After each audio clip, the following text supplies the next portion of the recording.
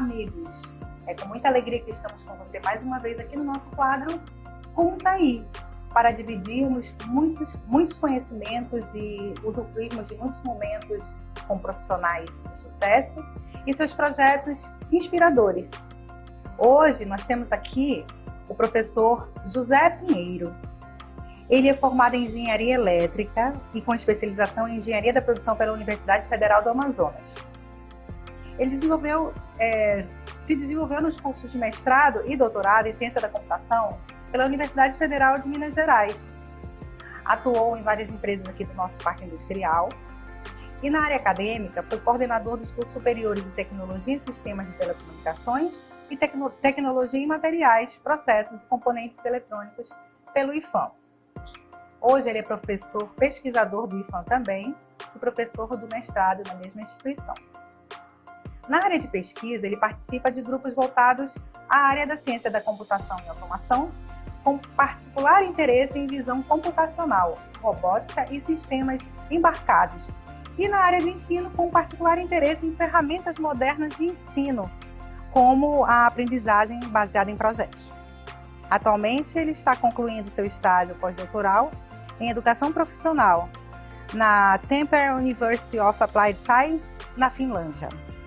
Professor José Pinheiro, seja muito bem-vindo aqui ao Semeando Cultura. E é com alegria que nós estamos aqui para conversar sobre essa sua trajetória, obviamente vinda das exatas, né, das engenharias, da ciência da computação, e querendo saber principalmente como isso desencadeou seu interesse pela inovação na educação, né? Inovação das metodologias.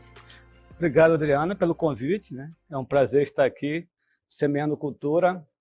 As pessoas, às vezes, quando eu vou conversar sobre educação ou fazer alguma palestra, elas têm essa surpresa, né? Um engenheiro falando de educação. Exatamente. Mas, na verdade, assim, esse meu viés de pesquisador na área de educação entrou quando eu fui, em 2014, participei de um projeto do CNPq, voltado para uma pesquisa na Finlândia, se chamava uma formação de professores, ligado à Rede Federal de Educação Pessoal e Tecnológica, do qual eu participo, sou professor do IFAM.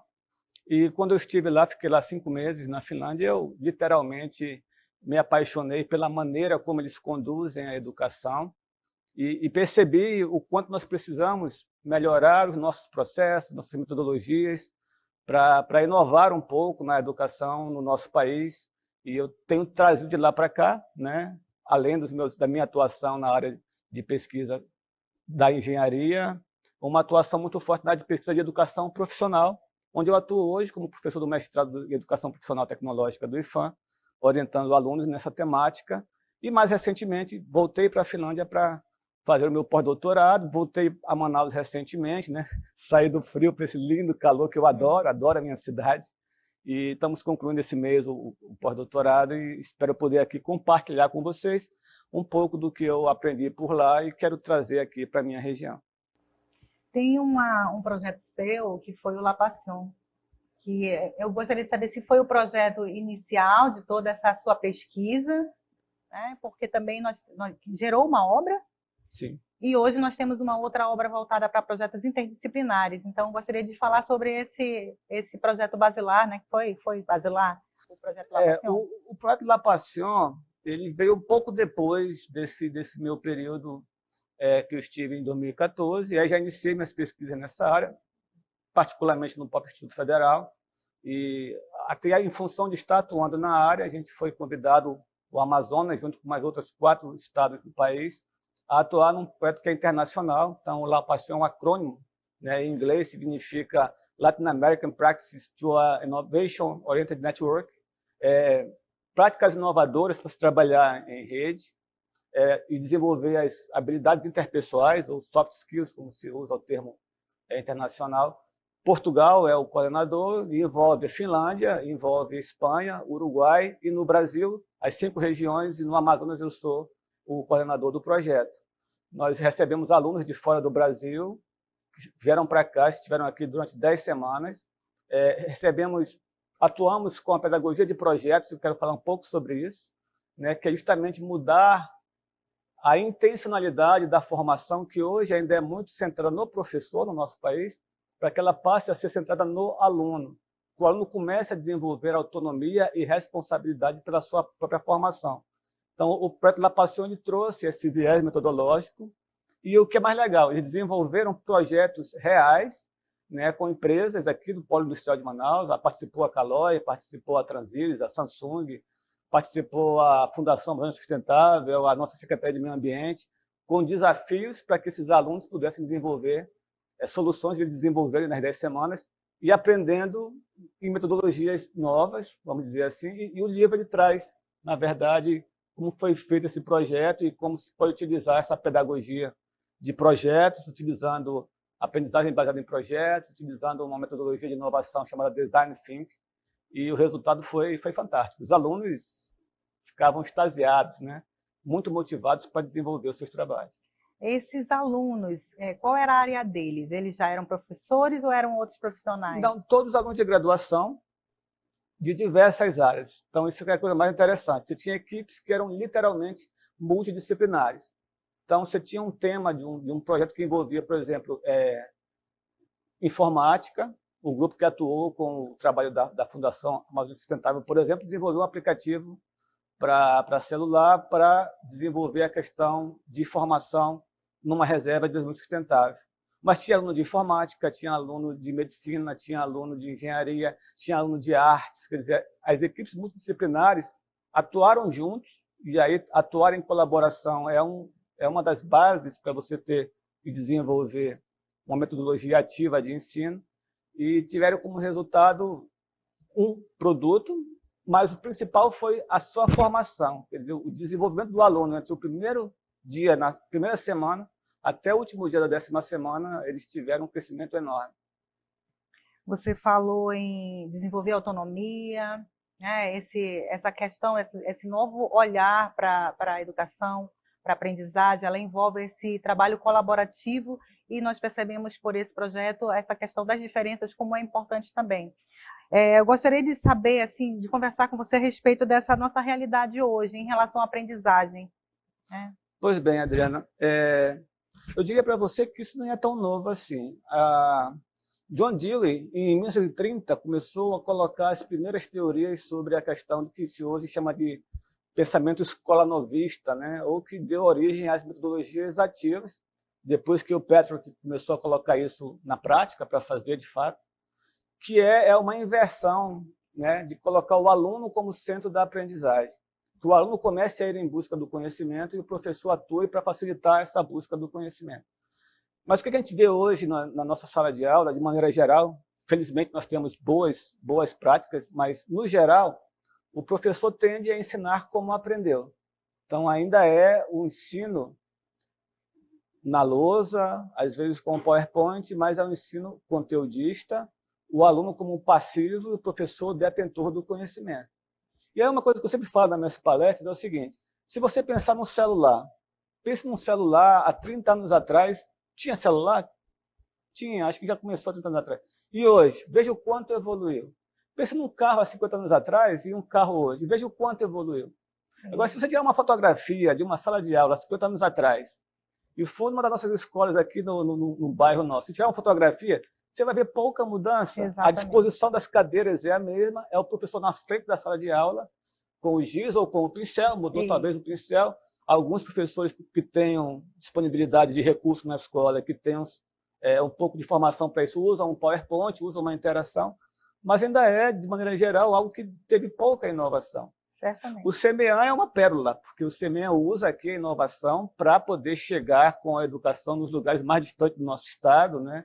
E você vê aqui, eu já tive o prazer de visitar com a diretora do centro, como vocês fazem coisas novas nas aulas, na forma de passar a aula para o aluno e de montar algo interativo. Isso é bacana, mas isso não é a regra geral do nosso país. Infelizmente, ainda não é. Inovar é preciso. É preciso. E, assim, quais as perspectivas reais, né? Como o senhor bem fala aqui, hoje nós temos um diferencial. E a ideia é sempre buscar fazer melhor, buscar atrair o aluno de uma forma diferente. Mas nós sabemos que essa questão da autonomia, assim como a formação desse profissional, né, ainda encontra vários entraves, vários obstáculos. como é que nós podemos hoje, enquanto profissionais da educação, olhar para isso? Por onde iniciar essa mudança, essa quebra de paradigmas? Essa é a resposta de R$ 1 milhão.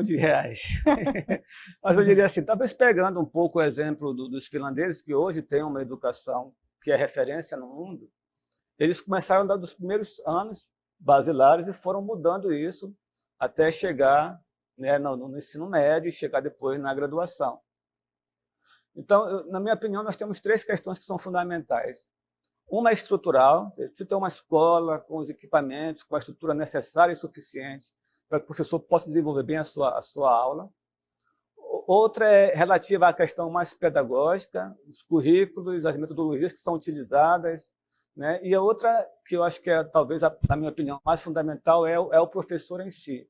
Ele precisa ser valorizado, ele precisa ter uma formação que possa estar requalificando, porque o mundo muda, os alunos de hoje não são iguais aos alunos de antigamente. Às vezes eu vejo colegas meus que dizem assim, mas no meu tempo o ensino era melhor porque o aluno ele era assim.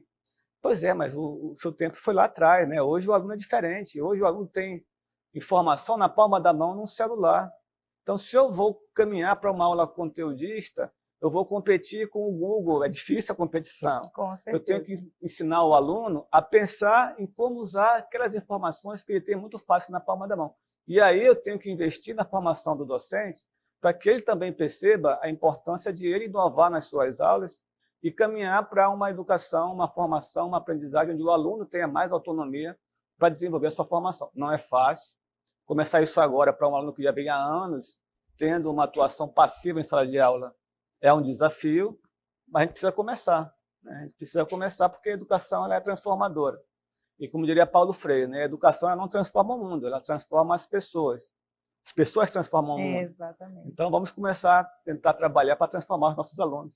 Isso mesmo. E assim, o professor sempre pensou nessa coisa do aluno por si só que hoje nós temos a questão da aprendizagem colaborativa, né? É extremamente importante um conversar com o outro e eles terem... Toda criança consegue sozinha, como o senhor bem falou, mexer nos equipamentos eletrônicos, descobrir, vai ao Google quando ele quer, buscar o que ele quer. Adriana, você não tem ideia de quanto que, às vezes, nós subestimamos a capacidade dos nossos alunos. Certamente. Eles têm um conhecimento a priori que precisa ser bem aproveitado. E a interação entre eles vai fazer com que o aluno que, às vezes, se desenvolve mais rápido, consiga até ajudar o colega que se desenvolve mais devagar. E com uma coisa adicional, que é o professor poder olhar para a turma e tentar dar uma atenção um pouco mais individualizada para aquele aluno que tem mais dificuldade. Quando eu faço uma aula expositiva dialogada, que eu estou lá dando a minha aula é igual para todos os alunos. O que eu vou falar, os 40 alunos vão ouvir exatamente a mesma coisa. Se eu uso uma metodologia diferente, por exemplo, uma aprendizagem baseada em projetos, que é o título de um dos livros que eu recentemente publiquei com uma colega do nosso mestrado, Juliana, você consegue fazer com que os alunos trabalhem para a aprendizagem, uns ajudando os outros, né, através de um projeto que vai desenvolver aqueles conteúdos, e você pode, enquanto professor, atuar como um orientador e perceber quando que um aluno está tendo mais dificuldade e você atuar naquele aluno. Exato. Os finlandeses gostam de frases feitas, né? Tem umas que eles têm que eu acho muito legal, se chama No Child Left Behind. Quer dizer o seguinte, nenhuma criança deve ser deixada para trás. Então, eles procuram atuar no aluno que tem mais dificuldade. Pronto. Porque o aluno que vai com mais facilidade, ele vai sozinho. Vai sozinho, exatamente. Ele só precisa de um certo apoio, um direcionamento, mas ele vai sozinho. E ele pode ajudar o coleguinha que tem mais dificuldade quando você coloca isso num ambiente de aprendizagem colaborativa. E aí, quando eu falo aprendizagem colaborativa, aprendizagem baseada em projetos, aprender fazendo, autonomia, eu estou falando em inovar na nossa forma de atuar em sala de aula, que não é uma coisa que só depende do professor, tem toda uma conjuntura por trás disso, mas que precisa ter a vontade de fazer diferente, porque o mundo está diferente. E as necessidades dos alunos hoje também são diferentes. Também são diferentes. Eu acho que um ponto fundamental o senhor tocou, né? Então, o senhor tem uma alma de educador, embora tenha ido pela engenharia, que é essa questão de olhar para aquele que tem dificuldade. Aquele que não tem dificuldade, com certeza, ele vai saber caminhar, né? Ele vai saber se desenvolver, e a gente acaba sempre deixando para trás aquele outro e ele vai, né, permanecendo e subindo os níveis, porque o sistema, né, pede que isso seja feito e ele não se desenvolve. E nós temos um ponto fundamental até de todos os seus projetos, que é o desenvolvimento das soft skills. Né? Então, esse líder ele vai ser cada vez mais capacitado trabalhando em colaboração. Veja, e aquele que não também. Veja, a OCDE publica todos os anos relatórios sobre qual tipo de perfil que se precisa de um profissional no mundo. Né? E o que saiu agora em 2020, ele colocou 15 perfis. Dos 15 perfis, 8 deles envolvem o que a gente chama de soft skills ou habilidades interpessoais. Então, não é só ensinar o aluno a matemática, não é só ensinar o técnico a eletrônica, não é só ensinar ao engenheiro a robótica. Ele precisa saber conversar, ele precisa saber ser um líder, ele precisa saber ser um empreendedor, ele precisa saber fazer gestão de conflitos, ele tem que ter resiliência, ele precisa saber como caminhar com autonomia. Isso faz um grande profissional, e um grande profissional que vai ter um pensamento inovador, que vai gerar emprego e renda para o país, e o país vai crescer. Olha, a Finlândia não tem recursos naturais. A Finlândia é um país pequeno, tem uma floresta de pinheiros e tem muita neve lá. Então, como que o país se desenvolveu? Eles investiram muito na educação e hoje é um dos países que mais inova no mundo. Então, a gente precisa ter esse olhar de formação geral, o que nós chamamos na nossa área de educação profissional de formação humana integral. Formar a pessoa para a profissão, para a vida, para ser um cidadão crítico, que ajude a mudar a sua realidade e que ajude a mudar a realidade da sua cidade, do seu estado, do seu país. Exatamente. Eu acho que isso é fundamental, né, professor? Nós temos aí profissionais que são conscientes do seu trabalho, que sabem o que precisam fazer, independente do sistema, Sim. Né? Porque a gente não tem como mudar tudo de uma vez só, mas essa mudança precisa partir de algum lugar. E para os nossos alunos, isso precisa chegar. E nós precisamos ter essa responsabilidade de fazer isso acontecer. Agora, sabe uma coisa curiosa? Quando eu estive na Finlândia, as pessoas queriam muito conversar comigo, porque eles acham os professores brasileiros fantásticos. É bom vocês saberem disso. Porque nós temos uma criatividade inata, o brasileiro tem uma criatividade inata que o finlandês não tem, então eles acham fantástico. E nós temos professores muito bons, muito talentosos, nós temos alunos muito bons, muito talentosos. Nós precisamos fazer que esses alunos e professores talentosos não sejam a minoria. A gente precisa multiplicar isso para que isso seja uma maioria. Né? E aí, obviamente, nós temos que ter políticas públicas de Estado, né, que sejam perenes, porque a Finlândia mudou o seu estado de educação, foram 40 anos de trabalho. Né? A gente precisa ter uma coisa de longo prazo para, de fato, podermos, daqui a alguns anos, né, olhar para os nossos jovens, nossos adolescentes, e ver como eles estão tendo boas oportunidades de ter uma boa formação, serem bons cidadãos, terem bons empregos e o nosso país ter uma boa qualidade de vida para todo mundo. Perfeito, exatamente isso. Então, professores, vamos, né, mudar essa realidade, vamos utilizar a nossa criatividade, que a criatividade do brasileiro realmente ela é muito aguçada, para fazer diferente na sala de aula. Né? O que importa é realmente essa tentativa para os nossos jovens poderem ter realmente a oportunidade, né, de crescerem, de se desenvolverem, como o professor bem falou, acho que todas as suas palavras são muito bem colocadas. É a formação do cidadão, não é só o conteúdo específico, né, de cada componente, mas é a formação do cidadão que vem da família, que é feito um trabalho em conjunto com a escola, e o nosso papel como educadores é fundamental. Professor José Pinheiro, muito obrigada. Foi um prazer. É sempre bom conversar com pessoas que trazem, né, pensamentos inovadores e que querem ver realmente a mudança. Então, muito sucesso e que continue aí, né, trilhando, né?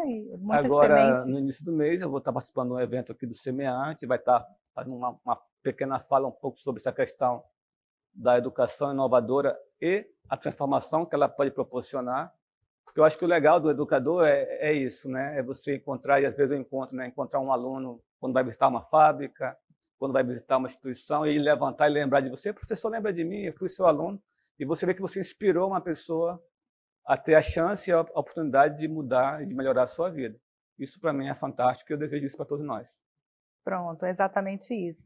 Então, a você que esteve conosco nesse quadro, aí, espero que tenham ouvido, assimilado isso e tenham ganhado um pouco de energia, né, porque nós precisamos de energia cada dia. Dormimos cansados, mas temos que acordar ali focados em fazer diferente, mais um novo dia. Então, obrigada, professor, mais uma vez. Obrigado, Adriano. Até a próxima.